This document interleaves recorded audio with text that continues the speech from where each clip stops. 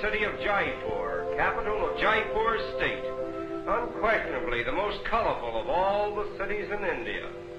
It was founded in 1728 by the mathematician and astronomer Jai Singh, who aspired to make it the most wonderful city in India, and succeeded at least in making it the most unique. This main street is over 100 feet in width and about 2 miles in length, running in a straight line.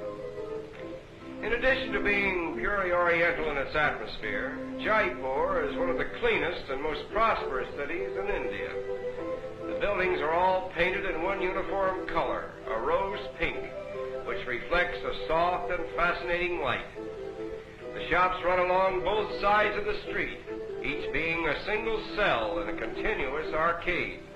The roofs seem to provide a habitation for goats, and more particularly for monkeys, who skip about from window to window, helping themselves to anything and everything that suits their fancy. Perhaps there is no place in the world where birds and beasts live in closer proximity with mankind than they do here in Jaipur. The reason for this may be due to the fact that the Jain religion, a more orthodox branch of Hinduism which thrives here, prohibits the injuring or killing of anything that lives in flesh. The adherents of this religion, numbering about 1 million of India's population, would not so much as lift a finger to brush a fly or an insect from their baby's eyes. Moreover, the Jains actually support beast hospitals where old or lame animals are housed and fed. These little tick birds, however, are not so religious, for their diet consists of the ticks and insects which inhabit the skins of dumb beasts. It is remarkable to note how little fear the animals and birds seem to have of each other, or of the human life that moves about them. Aside from the extremes of religious fanaticism, this kindness to dumb animals seems to reflect itself upon the people of Jaipur, for they are of a contented and peaceful nature, living in a sort of bovine resignation to life as it chooses to deal with them and all that lives around them.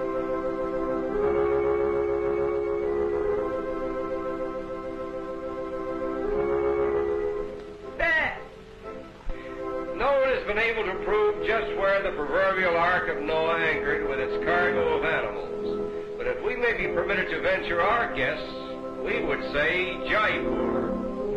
For nowhere else in the world have we seen so many different types of animals mingling so freely with mankind. This leopard has a little growl for us, but for his master, he has all the gentleness of a kitten.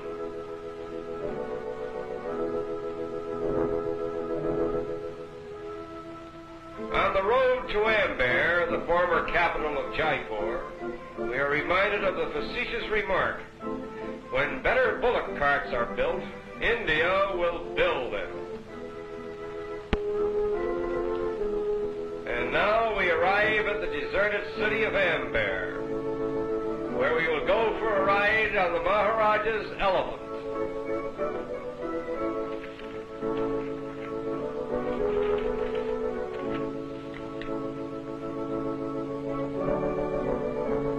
The approach to the Maharaja's palace on the back of one of his elephants lends an atmosphere to the journey that is typical of India.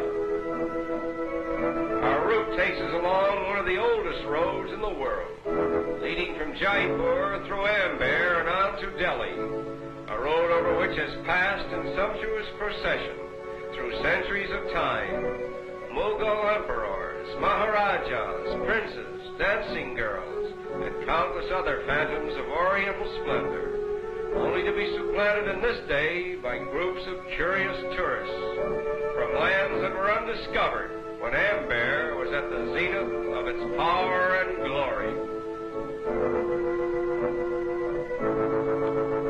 After a short journey, we come within view of Amber Palace, built about 400 years ago and abandoned in 1728, when the whole court of the Maharaja moved to Jaipur. There are several of these deserted palaces throughout India, which were built at enormous cost and then suddenly abandoned by the whim of an extravagant ruler who apparently enjoyed the thrill of building new palaces and new cities.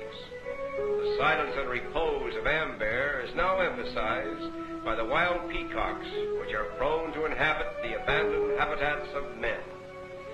The grounds of the palace also provide a haunt for wild monkeys.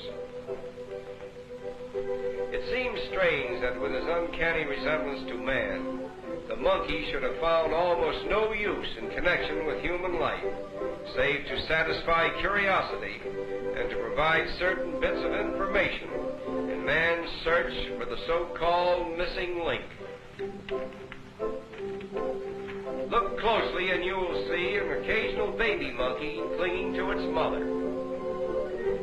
It is said that the attachment of the mother monkey to her young has no parallel in the whole animal kingdom, for only the death of the mother can possibly separate her from her baby. She brings into existence only one baby at a time, and like human babies, it is in a condition of utter helplessness for almost a year. Less fortunate than the wild monkeys of India are the ones that are caught by fakirs and trained with infinite patience for the amusement of the people. The Indian fakir, with his little animal circus, provides entertainment for the native Indian, even as the motion picture theaters provide entertainment for the masses in other countries.